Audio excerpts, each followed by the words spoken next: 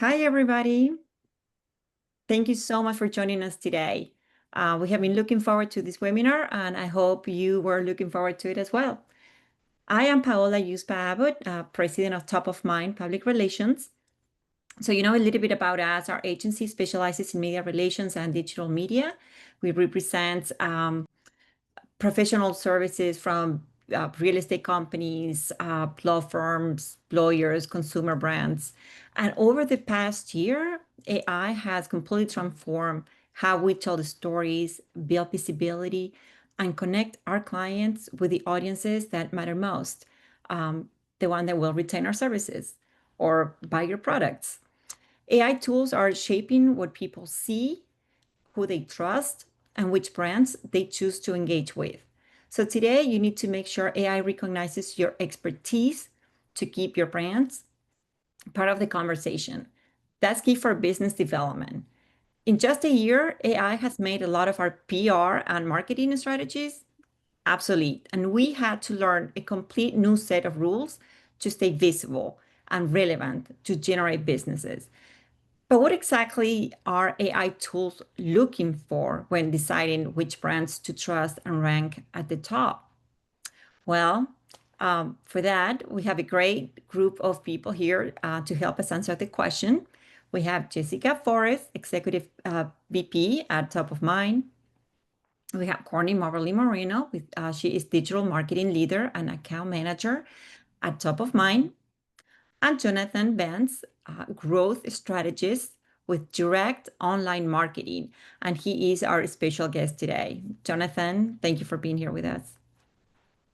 So they all are going to share real world examples and practical tips to help you stay top of mind with the AI tools that are now shaping how people discover us, trust us, and choose us to do business with. So feel free to use the Q&A feature at the bottom of the page of the screen to submit questions. You can submit them throughout the presentation. And afterwards, we're going to take time, a few minutes to answer them. Okay, so let's bring Jazz into the conversation. Jazz? Thanks, Paula. So as Paula was mentioning, we've had to not necessarily reinvent ourselves, but we've had to learn new tools. And what we're seeing is that there's been a big shift. So now we're seeing why earned media is more important than ever in the age of AI. So this shift from human search to AI discovery has changed everything about visibility. Before, you would type keywords into Google, click on a website, and maybe saw an ad. So visibility could be bought or using SEO tricks. And now people ask AI about you, and you can't buy your way into those summaries. You have to earn your way in. And that's why earned media matters more than ever now.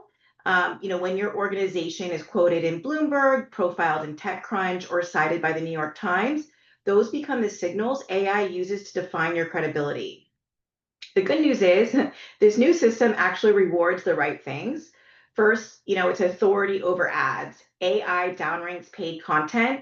Authentic earned credibility is what rises to the top. Second, it's substance over SEO. It's no longer about keyword stuffing or clever hacks. Genuine expertise wins. And third, it levels the playing field. So the real impact matters more than big budgets. So in the age of AI, your reputation isn't really built by what you say, it's built by what credible voices say about you. So when AI decides whose information to trust, it uses a simple but powerful framework called EAT, which stands for experience, expertise, authoritativeness, and trustworthiness. So I'm going to break it down. So for example, we have experience. Have you actually done the work? AI favors voices that speak from real world practice, not just theory. It's looking for proof that you've been in the arena. And then you have expertise. Do you have the credentials and knowledge to back it up? This is where your professional background, published work, and media interviews all strengthen your profile. And then we have authoritativeness. Are you recognized by others in your field? When reputable outlets quote you or your peers reference your insights, AI sees that as social proof and signals that others consider you a leader. And then, of course, finally, trustworthiness. Are you reliable and transparent? Do your statements align with facts, data, and credible reporting? So in short, EAT is how AI measures credibility. So why is earned media critical? So in this new era, earned media is essential. And one, because AI relies on credible sources. So as I had mentioned, the LLM models like ChatGPT and Gemini pull primarily from high authority content. So being quoted in the New York Times, Law 360, and peer-reviewed publications are key. And if you're not appearing in those spaces, you're essentially invisible when people ask AI about your work. Journalist validation equals algorithm validation. So when journalists cover your story or quote your experts, that coverage becomes part of the digital record AI learns from, both now and in the future model updates. So every earned mention isn't just a PR win anymore, it's a long-term algorithmic asset. Each article reinforces your credibility every time someone searches or asks a question about your topic. And then, of course, reputation is your competitive edge. The internet is flooded with AI generated noise. So earned media cuts through it. It shows you're real, verifiable, and worth trusting, which is a defense against misinformation, imitators, and competitors trying to game the system. And then crisis readiness. AI, unfortunately, can amplify falsehoods faster than ever. So a strong, consistent media footprint builds a buffer of pre-established trust, which helps helps your voice rise above misinformation before it spreads. So as we talked about, where does AI actually pull from? It pulls from earned media coverage, which is the most influential. It will pull from corporate blogs that provide structured, in-depth insights, and then press releases from credible organizations with verifiable data. So how do you build that presence? You create content worth covering. So original research, trend analysis, detailed comparisons, and real solutions.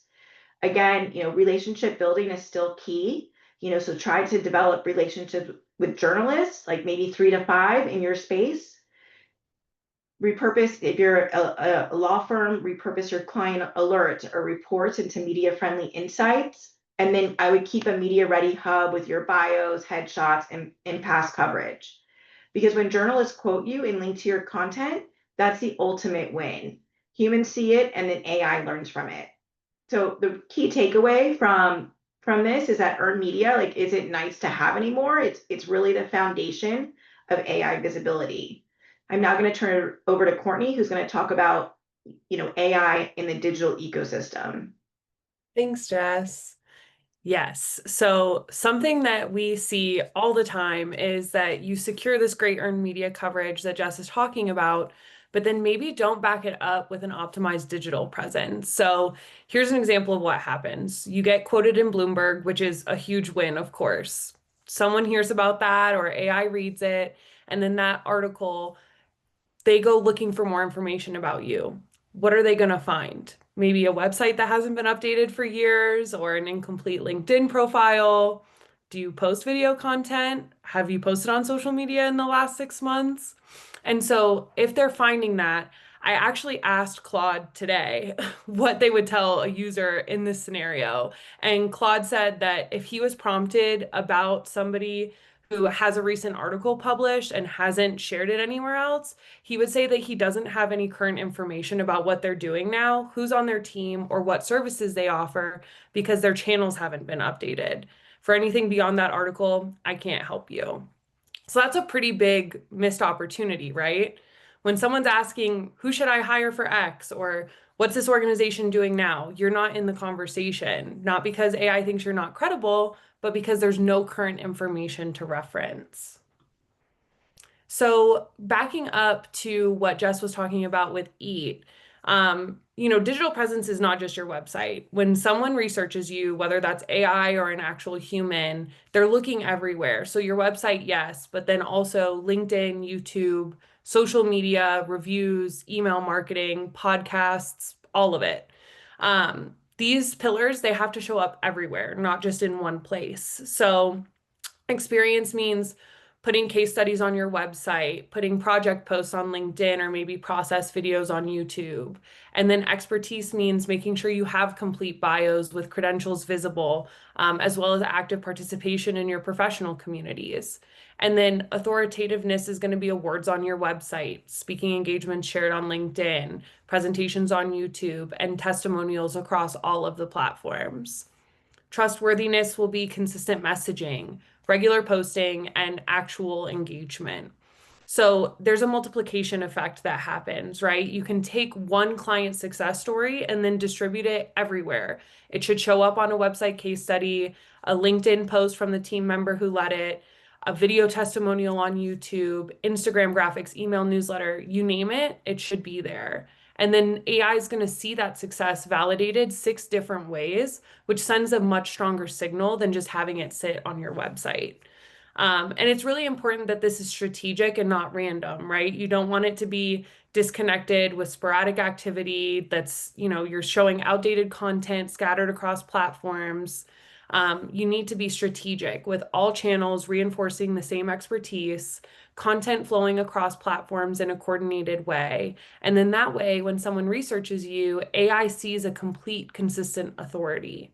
So your entire digital ecosystem is discoverable when someone researches you. Your competitors who are building these comprehensive presences right now, they're the ones that are going to dominate visibility. So it's important not to wait, because those who wait or are just focusing on one channel, you're going to become invisible. Jonathan, do you want to take this next section? Absolutely, Courtney. Thank you for bringing this forward. Okay, so when we talk about this new search landscape, there's really 2 entities that are starting to diversify that attention for how people are searching. You're going to hear reports in the media about Google and the other major tech players saying that more search activity is happening. And that's true. However, that search activity is happening even though there's an increase in searches, it's not necessarily just an increase in searches happening solely within Google. It's because the search landscape is more diversified now. And so people are searching different ways and different tools. Courtney mentioned Claude earlier and how she was using that to discover an answer to a query. Just me thinking about the stuff I've been trying to get answers on recently.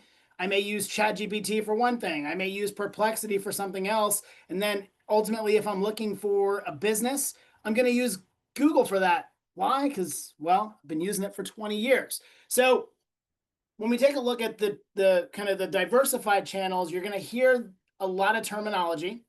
This is the Blu-ray versus HD DVD of this generation. At least that's what I like to say. And so for our conversation today, when we talk about GEO, we're talking about generative engine optimization. And that's any of those searches that are happening inside large language models or happening outside of the traditional Google, Bing, Yahoo, DuckDuckGo platforms like that. Okay. When we talk about Google itself, because now Google's got multiple kind of search engines and activities going on at the same time.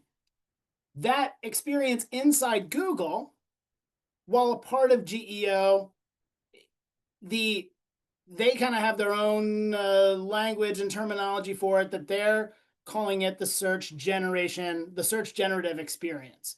And so conceptually, these things are the same, but we've got some unique definitions and terminology for what we're talking about, right? So generative engine optimization, you're looking at Perplexity, Copilot,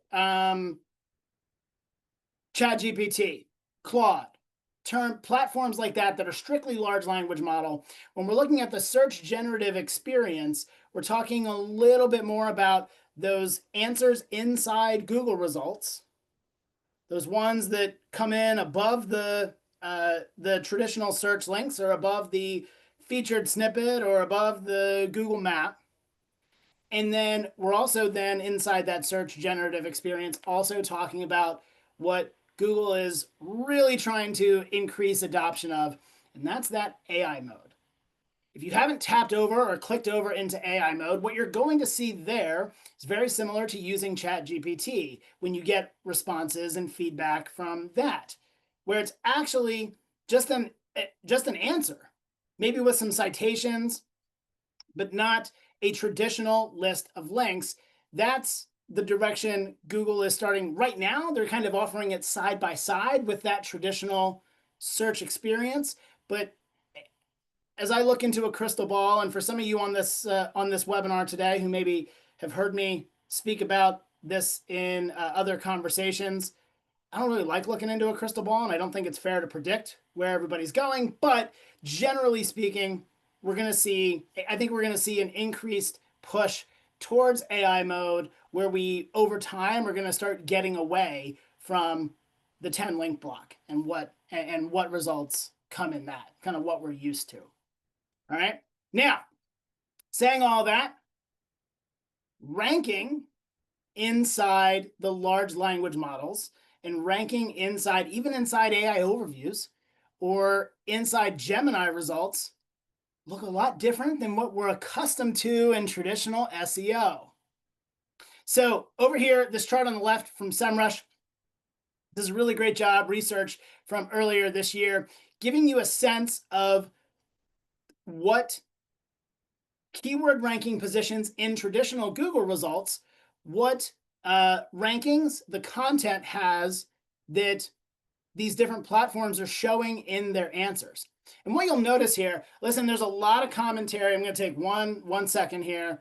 There's a lot of commentary in the in your social media feeds, LinkedIn in particular, where you're going to see a lot of commentary about GEO being the new SEO or AEO being the new SEO. It's really all the same. This chart right here is incredibly indicative to me, at least from this current snapshot in time, that shows that GEO, large language model SEO, AEO, whatever, there's a difference in how you can perform and get visibility and get found in the large language models in comparison to what we're used to in traditional SEO. This chart over here on the left side of the screen, you're seeing, if you rank in positions 1 through 5 in Google, that's likely really authoritative, well-optimized content, and so that's going to get picked up in citations. But otherwise, like if you're on page 1 or page 2 of Google results, you actually probably have a lower likelihood that your content's going to be cited as an AI answer.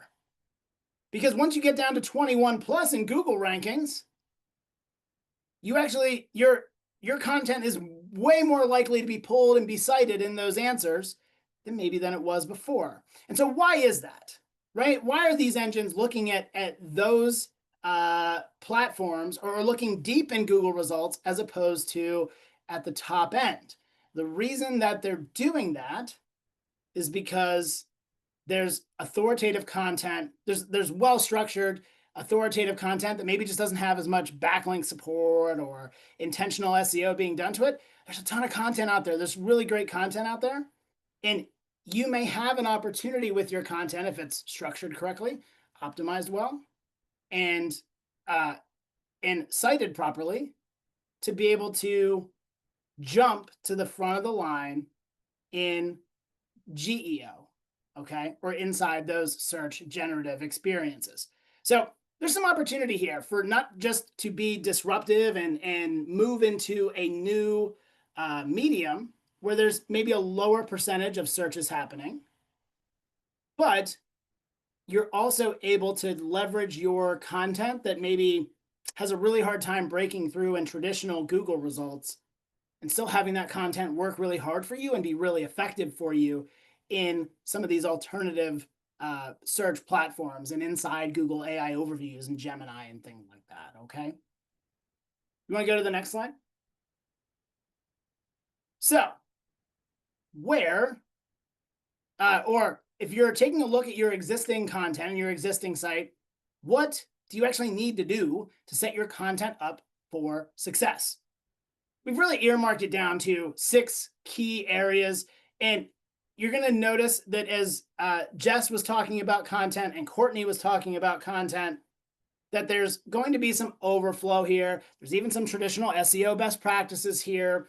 But when you take a look at this question and answer strategy onside in your content, whether it's your most important service pages or it's inside articles and media, you want to write your content in a conversational manner, but then you also want to, if it's use your headings, use your bullets, and use structure of the content in that question and answer format, because that's how people are engaging with the large language models. And we are starting to see more and more over time, more search, more terms in search queries that are even being done in traditional Google. So you want to try to optimize to in that question and answer format where it makes sense. Schema markup. From a technical perspective, I'll put my geek hat on for a second here. There's a lot that goes into schema markup, and there's a lot of depth and approach that you can take to really streamline your content for the search engines and for the large language models to process in the way that they prefer to process content if you're leveraging schema markup. Bios, credentials, and what are your team members doing out in the community to improve their credibility as professionals? Document that on your website. Put the humans making your business run, put them on your website. Give them a little bio. That's going to be incredibly important as we continue to move into a direction where there's more AI content out on the web. The more human-based signals that you put into your media and into your content, the more verifiable your brand is going to be. And then site speed and performance matter as well. And there's a couple layers to that performance, specifically when we're taking a look at the large language models. Some of it is that nitty-gritty, tried and true SEO best practice, right? You want to have your website clean. You want to have your website, you want to have your content easy for the search engines to process, and you want to have your website respond quickly. But after that, there may also be some additional coding and structure based on how your site's built that you want to take into consideration as you're moving forward in 2026, the rest of the year. It's not just about this year. It's also about how you are positioned for moving forward.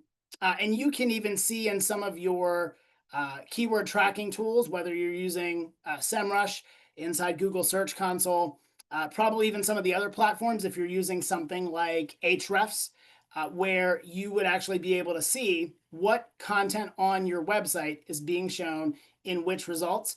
And that can have a pretty significant impact and be insightful data for how you leverage your strategy for optimizing what pages in what way. You want to go to the next slider? This is a really helpful tidbit for everybody. Obviously, this will be included in the recording, but happy to connect with you if you're a friend of Top of Mind or if you're a friend of Dom, and hook you up with this large language model optimization checklist. This is something from our friends at SEMrush. They produce great content, and for whether you're deploying team members to do this, or you want a handy reference to kind of benchmark your existing work or your existing agency's work, this is a really helpful guide for what they should be prioritizing, what makes sense, or what maybe if they're missing the mark, something that you can kind of benchmark and evaluate them against as you're refining and planning your strategies for next year. You don't have to take all of this stuff and do it right away. However, the sooner you put this into practice, the sooner you're going to see results and start seeing benefit from business opportunities or media opportunities that come from your presence in these large language models. I can personally attest from some of the campaigns that we are running right now that are large language model focused, that the amount of traffic coming in from the large language models certainly is lower than what we're seeing from traditional search engines. Google's still the king. I think my number is still like 300 searches in Google for every one done in a large language model. But the relevance and the quality of the opportunities coming from large language models are incredibly high. And so for a business that operates off of new lead opportunities, whether it's consumer, it's healthcare, it's business to business, you want to have this channel working hard for you. And it's a channel that you can get amplified results with less competition, whereas those traditional Google results are heavily packed with some of the traditional players in your industry. All right.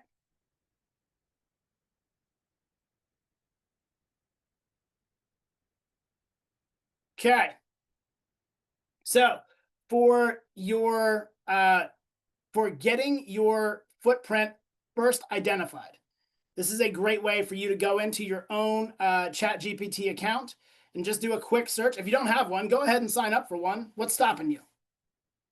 But if you go in and pull one of those tools up, you actually do have that opportunity just to do a quick spot check for how your organization is being identified by these large language models.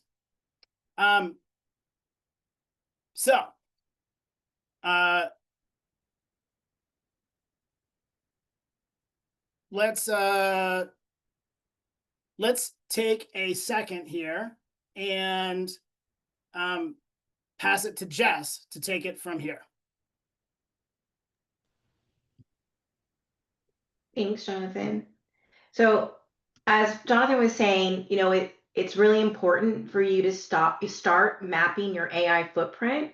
So you need to see how AI sees you right now. So we would recommend mapping your AI reputation. So as Jonathan was saying, I would open up 2 to 3 AI tools, ChatGPT, Claude, or Gemini, or even like using Google AI mode, and come up with some questions and ask the same questions across platforms. And if you need help with some prompts, you can always ask ChatGPT. So, and then I would compare the responses and then document what you find. What you want to look for is, are you mentioned at all? Is the information accurate? What tone is used? Positive, neutral, negative? Are you associated with the right expertise, topics? Are competitors mentioned instead of you? And what patterns emerge across different AI tools? So let's say you're a law firm, maybe you want to type in what is, your law firm's name known for? What does your firm compare? How does your firm compare to other firms in a certain region or practice area? Say you're in real estate, what is your, firm's reputation in in a certain region? Or if you're a nonprofit or advocacy organization, is your organization considered liberal, conservative, or nonpartisan?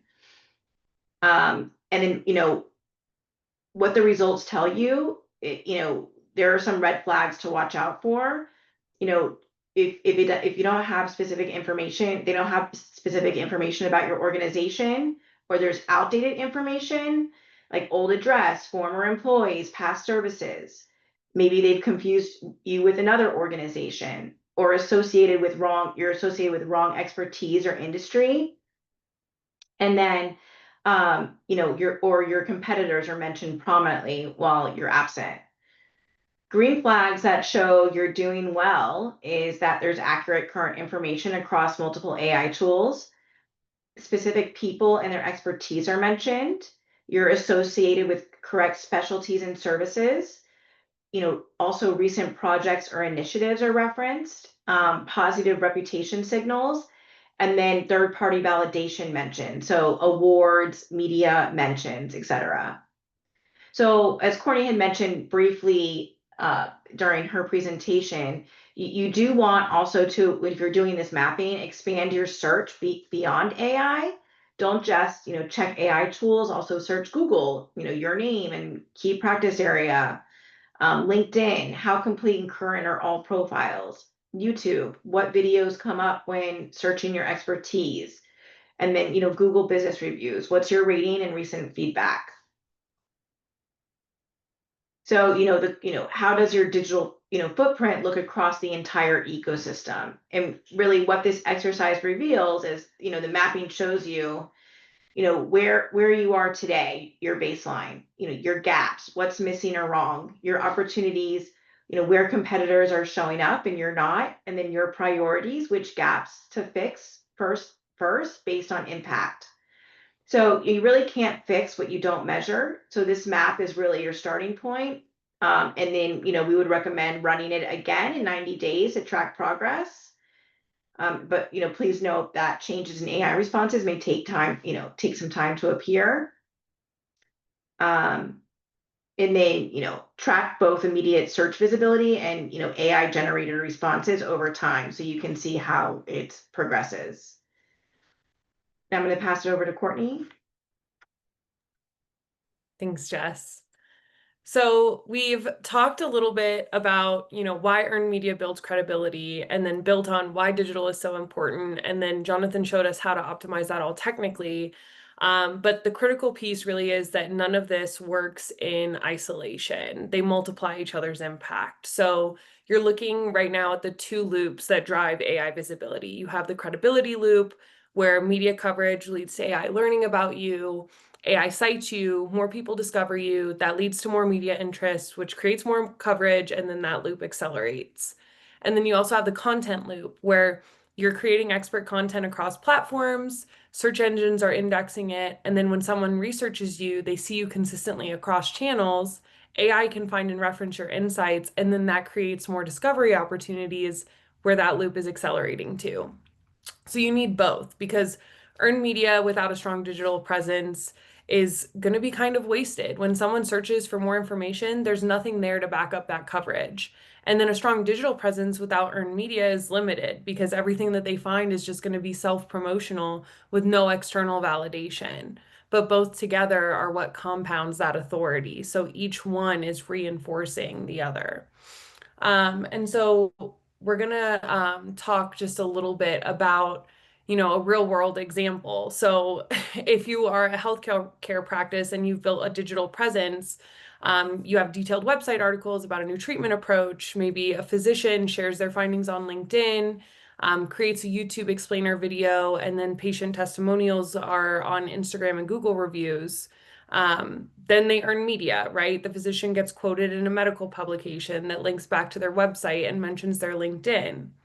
So then automatically when someone asks AI, after it's been learning from your different systems, who are the best doctors for blank condition in blank city, and AI, pulls for current information, it's going to find the media article, which is a credibility signal. It's going to find the website article, which has the detailed methodology, the LinkedIn profile, which is consistent and has current activity, Google reviews with patient feedback. Maybe you even have a podcast appearance, and it's going to synthesize all of that, making the physician a stronger candidate for that search. So then it's a self-fulfilling prophecy, because more patients are going to discover them. They're going to have more successful outcomes to share, generating more media interest because they have proven results that are easy to find. And then the digital presence gets even stronger. So we're going to talk really quickly about a tangible 4-week action plan to move through to take kind of everything we've learned today and actually apply it. So week 1, audit everything. So Jess already said you're going to run that initial audit on AI, but you also want to audit your website. When was content last updated? Are your team bios current? Is everyone's LinkedIn up to date with their current experience, current bios? Is your LinkedIn company page up to date? And when was your last post? check everything. And then from there, you're going to be able to create a gap analysis. So what's missing? What are your biggest holes? And prioritize them high, medium, and low impact. Then week 2, go back and strengthen your foundation. So update those team bios if they're out of date. Make sure that you have the most recent credentials. If you've won any awards like best law firm or real estate people to watch, make sure that those are all in there. Publish at least one high quality expert article following those best practices that we went over earlier with specific examples structured for AI readability. And then distribute that across all of your platforms, because that's going to increase your discoverability across search engines, making you appear active. And then identify maybe 3 to 5 journalists to start building relationships with. Week 3, you'll optimize and integrate, add schema markup to your website or hire a developer to do it. Make sure that you're mobile friendly and fast. Complete all of your social media profiles with keywords and crosslinks. Build a content distribution system where one piece of content gets distributed to 5+ platforms. And make sure that you're integrating your PR and digital efforts so that every time that you get a mention in the media, that's then getting pushed out on all of your platforms ASAP. Then week 4, you're going to monitor and maintain. Rerun the AI mapping exercise that Jess walked you through. See what changed. Set up Google alerts for your organization and key people, and just build your ongoing rhythm. If you do one expert article per month, one media pitch per month, you're doing consistent posting maybe 2 times per week on LinkedIn, a video every other week, and daily engagement on LinkedIn. So before you leave today, these are the 3 things that you need to do. Check your organization, like Jess told you to, on at least one AI tool and make that your baseline. Identify your biggest gap. Is it going to be website, LinkedIn, video, media coverage? Pick at least one. And then third is to assign owners, because it is very important to have the accountability, right? Who's managing your website? Who's going to handle LinkedIn? Who's pitching media? Make sure that you have that all notated. And I'm sure that right now you're probably like, this is a lot. How can we possibly do all of this all at once? And the thing is that you don't have to be everywhere, but you do need to be strategic about where you are. And if it is overwhelming, you can always hire a consultant to help you with it as well. But if you're B2B, LinkedIn is going to be non-negotiable. So if you do one thing well, make it LinkedIn. If you're going to be B2C, then Google reviews and social media will matter most. Focus there. Or if you're a very complex industry, you have complex services or topics, make sure that you're active in video so that you can break that down. Pick 3 to 5 that matter most for your audience, and make sure that you're doing those excellently rather than trying to do 10 channels poorly. And then the strong foundations that you build moving forward is going to make maintenance a lot easier, not harder. So once you create one piece of content, it's going to be distributed in multiple ways, and you leverage your team's expertise, whether that's internal or external, to make sure that it gets across all of those channels, and that'll multiply and compound. So the key takeaways, organizations that are building their comprehensive digital presence and earned media right now are the ones that are going to dominate AI visibility in their space. It's that simple. Organizations that are waiting or only focusing on one channel will unfortunately become invisible. And you don't need to be perfect. You just need strategic and consistent. So start with your audit, fix your biggest gaps, and move from there. And that's everything that I have. Paola, I think we're ready for questions. Amazing. Thank you so much, Courtney and the team. You've done a great job. And I know if you all are freaking out because this is so much information, don't worry, you'll get there. The fact that you are allocating an hour of your day to learn about AI means that you're being proactive. It means that you are going to get there. By the way, we have received a few questions, so let me ask any of the panelists, feel free to answer. How can you measure whether your content is being picked up by AI tools? So whoever want to take these question? I'll be the geek in the room who takes that question. So listen, there are a lot of SEO tools, traditional SEO tools, and also new tools coming to market that that are specifically built to track this. Right now, a lot of them are pay to play, and so it's not as easy as just going into Google Search Console or going into even just into your traditional Google Analytics and trying to make sense of all of this.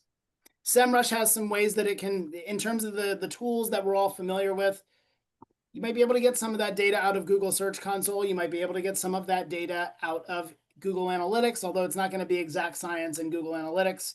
You would at least be able to see what pages you're getting traffic from, that you're getting from the AI, your traffic from the AI tools, and what pages they are going to. So you might be able to get an idea from that. Same thing with Search Console as well. If you're seeing an influx of impressions for a certain page, that may also be a signal to there too. Inside the third-party tools like SEMrush, there are new offerings that SEMrush is bringing to market to be able to track this. But inside, if you want to know what content Google is showing in AI overviews, that's something that's built into an existing project or an existing profile inside their SERP features tab. So if you are a SEMrush user, that data is available to you. You just need to click around a little bit inside those SERP features and figure out where that lives. The other tools on the market have comparable options. If you use Ahrefs or if you use Moz, that information is likely available to you. You just need to know where to navigate to go and get that. So you can use those tools to try to find that. Pay attention to your impressions, like I mentioned before, inside your Google Analytics. Pay attention to your clicks, and then don't be afraid to look at that information over a period of time to look for ebbs and flows, or my favorite thing to do, look at what's converting in your key events inside Google Analytics, and then maybe try to audit those individual pages. Start there. What can you double down on? What can you expand on to make those pages more friendly to the large language models? Thank you very much, Jonathan. We have one more question. It says, what kind of content is more important? Should I prioritize blogs, social posts, media mentions, podcasts? I mean, I think that really depends on, kind of what we talked about, where you're at, what your industry is, and who you're targeting. But the goal would be that they all kind of work together in a symbiotic relationship. So you have that formula set up where, you know that when you get a media mention, you're going to be able to push it out, within the next 24 to 48 hours on your social media channels and get a little blurb uploaded on your website. Just to kind of reinforce that. I think that, if you're B2B, like LinkedIn is a non-negotiable, you just still have to be there. So I would focus there. And then make sure that you're backing that up. You need content for your LinkedIn, right? So where are you going to get that from? It's going to be blog posts that you publish on your website and then reshare on LinkedIn. It's going to be, hopefully, you have a really great PR team backing you up and getting you media mentions. And then, you're able to take that and turn that into content as well. And everything can be recycled 1,000 different times over. You can pull different bits and pieces from a blog to create 5 different standalone posts, including the one announcing that the blog post went live, and then share it in so many different ways. So I think that the goal is to create content first, and then, get it distributed through your channels and just have a plan for that. Awesome. And I believe we have time for one more question. How do you correct or improve what AI knows about your company? And I think, Courtney, you had mentioned earlier about how to, if you have like some negative comments or the information is not correct, you kind of produce more content that is positive. But yeah, that's the question. How do you correct or improve what AI knows about your company?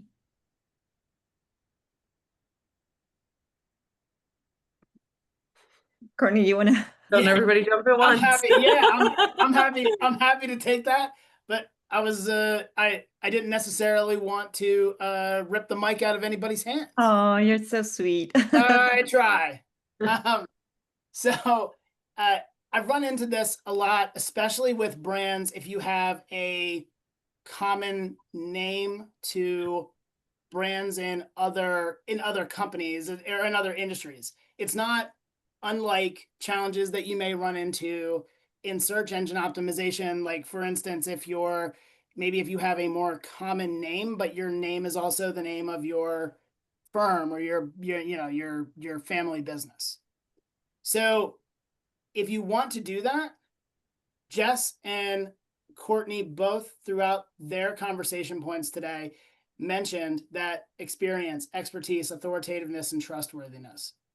Not only do you need to have that information well documented and also well coded on your website, but some of that content, mentioning that having those mentions be consistent across your social media profiles and across your media mention opportunities, or if a profile is being pulled about one of your team leaders, having that information be consistent on as many platforms as possible, that's going to help, because these large language models ultimately are trying to very quickly take a consensus about your business and then present it as a solution to the answer to the prompt that has been put in.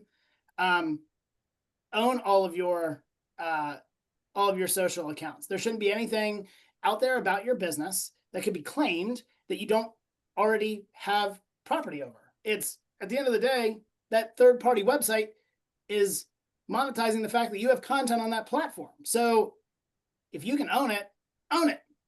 And then I would also, I'd also encourage you just to be as transparent about your business as possible. The PR team is going to know a lot more about that and how to handle that than I do, but constantly having that conversation about your business and about who you are going ultimately is going to have a positive impact in Yeah, the but language models knowing your business versus another. I totally agree. We actually had a case where, we had a client who was going to be making an announcement that to some people was going to be great, but we knew there was going to be some opposition so we took a whole year in producing positive content and positive stories, pitching, because this client was also good at doing philanthropy. So we were like highlighting the positive side of this company, and when the time came, we made the announcement, and some people were opposing, some were supporting. But when you Google his name, or when you do an AI search, you get a lot of positive about this person and about this company, and very little about the opposition that also reached out to the media and was trying to get their side of the story. So we were proactive in trying to make sure to create all this positive information, news, digital content. So when now you Google or you AI this person, you have all the positive. So it's very important to know what we know, to be very proactive and working ahead. Okay, well, those are all. I was just gonna add a great thing that you can do too when you run the AI query, and if you don't show up, if you're like, what's the top, law firm in this region, in this city, and you don't show up, ask it why. Say, like, what do you think about this law firm? Why did it not show up in your search? And it'll tell you. It'll give you the breakdown. And then you can kind of use that to help guide you moving forward. So yeah, they're conversational models. You can ask them questions. So That's true. true. Awesome. Well, thank you all for joining us today. And a big thank you to Jessica, Courtney, and Jonathan, who, by the way, he liked to be called Bentz. Sorry, Bentz. I've been calling you Jonathan by mistake. For sharing your amazing and useful information. If there is one takeaway, is that AI has completely changed how we communicate our brands and position ourselves as experts. So to stay relevant, you have to be proactive and build strategies that are aligned with what AI is looking for. With the AI bots are like scrolling up and down websites looking for that type of information. And remember, earned media builds credibility and quality digital content that position you as a thought leader. So not any content, but content that position you as a leader will make you more discoverable. If you would like a clear picture of where your brand stands today, feel free to reach out to us or Bentz, Jonathan, for a follow-up consultation on AI visibility audits. We can help you. We can get on a call, on a video call, and we can have a chat and determine next steps. So Thanks again for spending your time with us today, and we look forward to seeing you next time. Thanks, everybody. Bye. Bye.